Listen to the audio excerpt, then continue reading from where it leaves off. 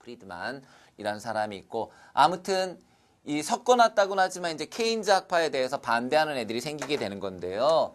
이 통화주의 학파하고 그 다음에 또 한 개의 흐름이 있는데, 우리가 이제 요 프리드만하고 그 다음에 루카스 같은 애들이 등장하게 됩니다. 루카스 같은 애들. 그래서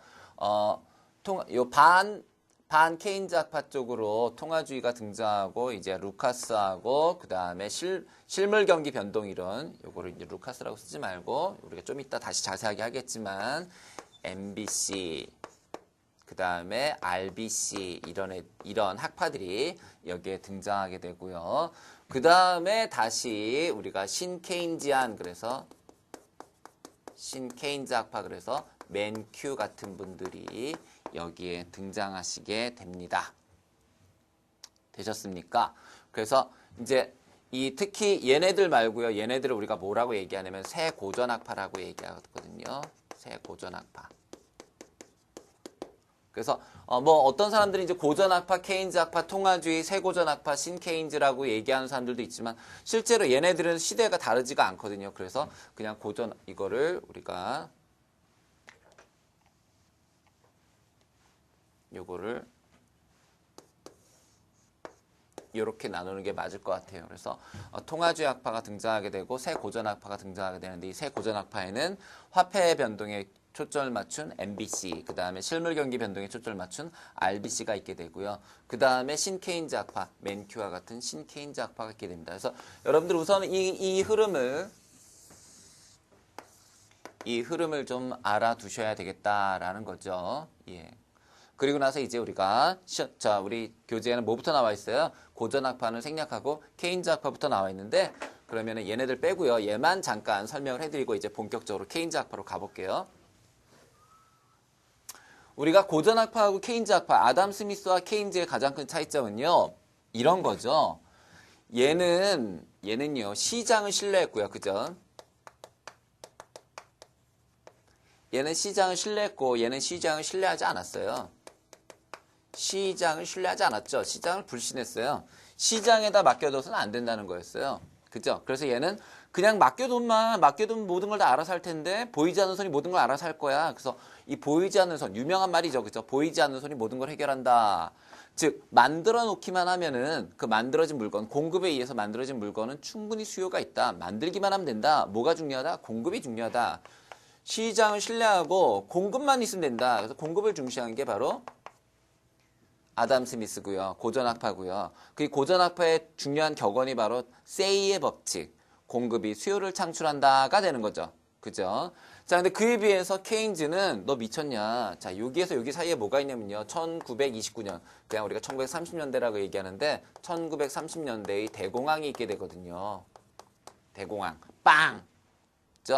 자, 갑자기 미국에서 900개의 은행이 부도가 나고 5,000개, 아니죠. 5,000개 은행이 부도가 났고 900만 개의 통장이 어느 날 아침에 갑자기 휴지 조각이 돼버리게 되는 그런 정말 초유의 사태를 경험하게 되고요. 자, 여기에 대해서 시장이 대응할 수 있는 게 아무것도 없게 되니까 그제서야 아하, 거봐, 내가 뭐라 그랬어. 시장을 믿을 수가 없어. 시장을 믿을 수가 없어. 정부가 나서야 돼. 정부가 나서서 시장 경기 변동을 뭐 해야 돼? 조절해야 돼. 그 얘기예요. 사람들은 합리적이지 못하기 때문에 얘는 사람들이 합리적이라 본 거예요. 아담 스미스는요. 그래서 고전학파는 사람들은 굉장히 합리적이니까 그냥 잘 알아서 돌아갈 것이다 라고 본 데 비해서 얘는 그렇지 않다. 사람들의 경제적 선택은 합리적이지 못하다. 야수적 충동, 불완전한 정보 이런 것 때문에 불합리한 선택을 하게 될 것이고, 따라서 시장에다만 맡겨두지 말고 정부가 나서서 경기 변동을 조정해야 되는데, 특히 정부는 수요를 중시해야 된다. 유효 수요를 중시해야 된다라는 게 바로 케인즈 학파가 되겠습니다. 그럼 요거 두 개의 구별을 하실 수 있겠죠? 자, 이제 케인즈 가볼게요. 케인즈 학파. 자, 경기 변동 이론의 첫 번째는 케인즈 학파입니다. 경기 변동의 내적인 요인을 강조하면서 경기 순환의 원인을, 경기 순환 혹은 뭐요? 경기 변동의 원인을, 우리가 지금 공부하고 있는 내용이 뭐죠? 까먹으셨어요? 지금 뭐 하고 있는지? 자, 우리는 경제 학파를 왜 보고 있냐면요. 경기 변동의 원인 때문에 그래요.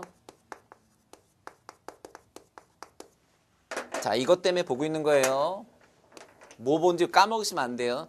자, 이거의 원인을 뭐로 봤대요? 이거의 원인을 총수요 변동, 독립투자, 그 다음에 소비자의 불안정한 내구 소비재 지출로 보았다. 그러면서 지금 거기 보시면은 그거 줄치시고요. 기업가의 투자 심리에 의한 총수요 변동, 독립투자, 소비자의 불안정한 내구 소비재 지출 줄치시고요. 특히 기업가에다가 야수적 충동 이렇게 써놓으시길 바랍니다. 자, 야수적 충동.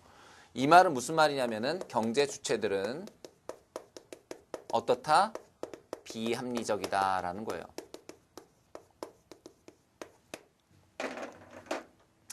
그러니까 경제 주체들이 아담 스미스가 말한 것처럼 굉장히 똑똑하고 늘 합리적으로 선택을 해서 최적의 경제적 선택을 하는 것이 아니라 거의 대부분의 경우에 충동에 의해서 요때쯤엔 이걸 하는 게 맞겠다라는 충동에 의해서 비합리적인 선택, 비합리적인 투자, 즉 야수적 충동, 동물적인 판단을 하고 있다라는 거예요.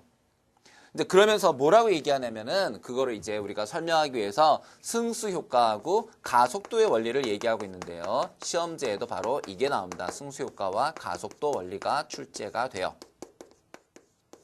그러면 우리가 승수 효과부터 한번 보도록 할까요? 자, 케인즈가 말한 승수 효과라는 건 뭐냐? 사람들이 비합리적이다 이런 내용이에요. 승수 효과라는 거는 이게 꺼져버렸어요. 예. 자, 승수 효과 한번 볼까요? 독립투자, 내구 소비재의 증가로 인한 생산 또는 소득 증가가 소비 지출의 증가를 유발시켜서 추가 생산 또는 소득 증가를 가져오게 된다. 무슨 말인지 모르시겠죠? 자, 독립투자라는 것은 처음에 어떤 회사가 투자를 합니다. 자, 투자를 해요. 그러면 투자를 해서 생산이 늘어나게 되면은요. 자, 독립투자라면은 생산이 증가하고 생산이 증가하면 소득이 증가하고 그죠? 그거로 인해서 다시 추가적으로 생산이 되고 이런 식으로 이루어지는 걸 우리가 승수효과라고 그래요. 승수효과. 요걸 조금 더 이제 여러분들 실생활에 맞게 설명을 해드리게 되면은요. 만약에 어떤 기업이 1,000,000원어치 생산을 하면은 그 파급 효과는 1,000,000원만으로 이루어지지는 않습니다. 왜냐하면요. 자, 만약에 A가 1,000,000원어치를 생산했어요. 자, 이렇게 생산을 하면은 생산을 해서 이게 A의 소득이 됐다고 합시다. 자, A가 1,000,000원의 소득을 얻었다. 1,000의 소득을 얻었다. 그러면 얘는요. 이 중에서 70%를 썼다 그럴게요. 그러면 A는 700을 소비합니다. 그럼 A가 700을 소비하면 그게 전부 B를 샀다고 할게요. 그럼 B는 700이 소득이 되죠. 그럼 B가 다시 500 정도를 소비합니다. 그럼 이게 다시 C의 500의 소득을 가져오게 되고요. 그랬을 때 C는 500 중에서 자 300을 소비해서 이게 소비 성향 같은 거 계산 안 신경 안 쓰고 계산하는 거예요. 지금요. 그냥 막 쓰는 겁니다. 자, 여기까지 한번 볼게요. 그러면 자, 원래 있잖아요. 처음에 생산된 거는 겨우 1,000만큼만 생산이 된 거였는데 그 소득이 1,000만큼만. 자, 여기서는 1,000회 생산해선 1,000회 소득만 생긴 건데 그 1,000회 소득이 A의 1,000회 소득이 B의 700의 소득을 가져오고 그 다음에 C의 500의 소득을 가져오고 자, 요건 또 다시 만약에 D의 200의 소득을 가져오겠죠. 이런 식으로. 그죠? 300의 소득을 가져오겠죠. 그죠? 그러면 결국 1,000만큼의 생산이 얼마만큼을 갖고 왔냐면 700 더하기 500 더하기 300. 자, 여기까지만 해도 얼마나 돼 있어요? 지금 벌써 1,500이 돼 있죠? 그죠? 그래서 이렇게 우리가 투자를 하게 되면은 그 시장 안에서는 이 경제 순환 안에서는 이런 승수 효과가 나타난다라는 게 바로 승수 효과입니다. 투자 증가에 따라서 소득이 증가한다라는 거예요. 승수 효과로 인해서 소비의 증가하는 일정한 비율로 투자를 유발해서 생산 변동이 투자 변동을 또다시 유발하게 된다. 그래서 승수 효과 때문에 모두 나타난다. 예, 가속도 효과도 나타난다. 그래서 승수 효과와 가속도 효과는 비슷한 내용인데 뭐가 틀리냐면 투자가 증가하면서 소득이 증가하는 거, 투자가 증가하면서 소득이 증가하는 거, 요걸 승수 효과라고 얘기하고요. 소득이 증가해서 투자가 다시 증가하는 걸 우리가 가속도 효과라고 얘기합니다. 그래서 승수 효과와 가속도 효과는 연결돼 있는 거죠. 그죠? 그래서 투자가 소득을 증가시키고 다시 소득이 또 투자를 증가시킨다. 그러니까 이렇게 된 거예요. 투자가 소득을 증가시킨다. 승수효과. 그렇게 늘어난 소득이 다시 재투자를 또 다른 투자를 유발시킨다. 이게 가속도 효과. 그래서 이렇게 뱅뱅 돌아서 계속된다라는 게 바로 케인즈의 생각입니다. 됐죠? 이때 독립투자를 일으키는 요소는 뭐다? 투자를 일으키는 요소는 경제 주체들의 합리적인 판단이 아니라 기업가들의 동물적 충동, 야수적 충동 등과 같은 비합리적 선택에 기인한다. 따라서 경기 변동을 그냥 내버려 둘 것이 아니라 어떻게 된다? 정부가 적절하게 조절해야 된다라는 게 바로 케인즈의 생각입니다. 됐죠? 자, 그럼 이제 이거 지우고 우리가 통화주약파로 가도 되겠습니까? 네, 가볼게요. 자, 이제 통화주약파로 가볼게요.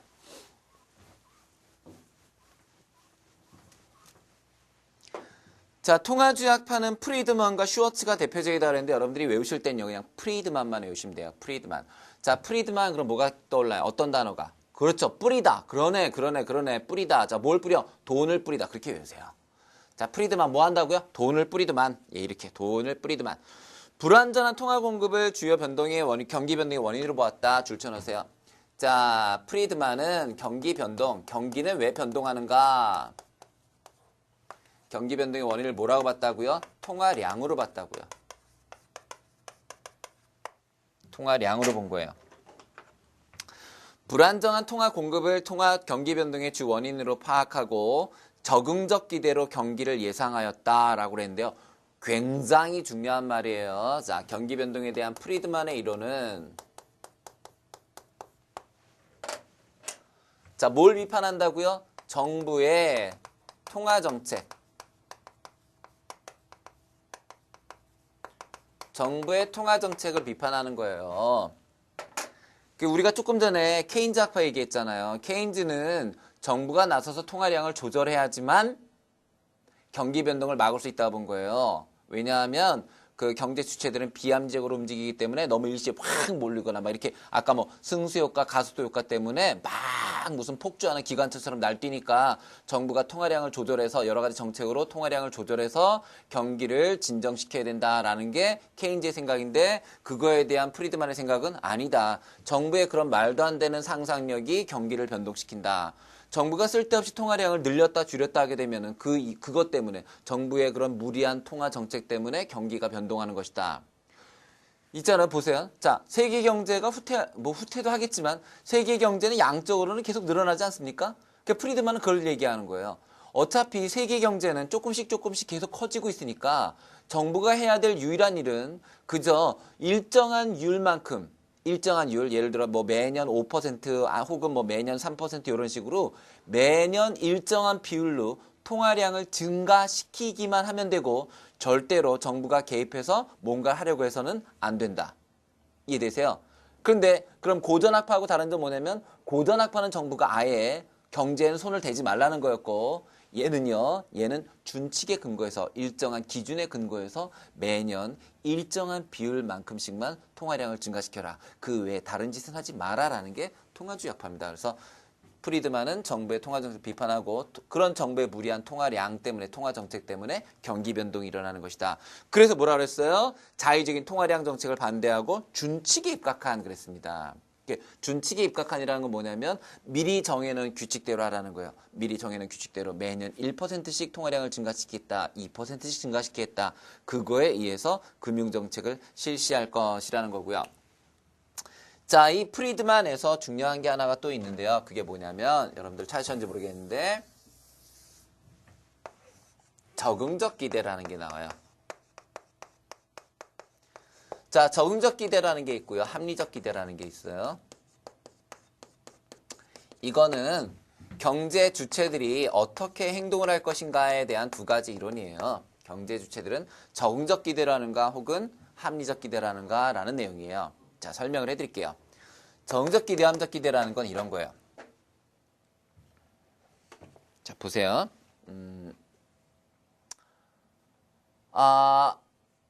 선생님이 되게 좋아하는 그런 드라마가 있다고 할게요. 선생님이 되게 좋아하는 드라마가 있어요. 내가 되게 좋아하는 드라마가 있어. 매주 월요일만 되면 있잖아요. 그 드라마를 꼭 봐야 돼.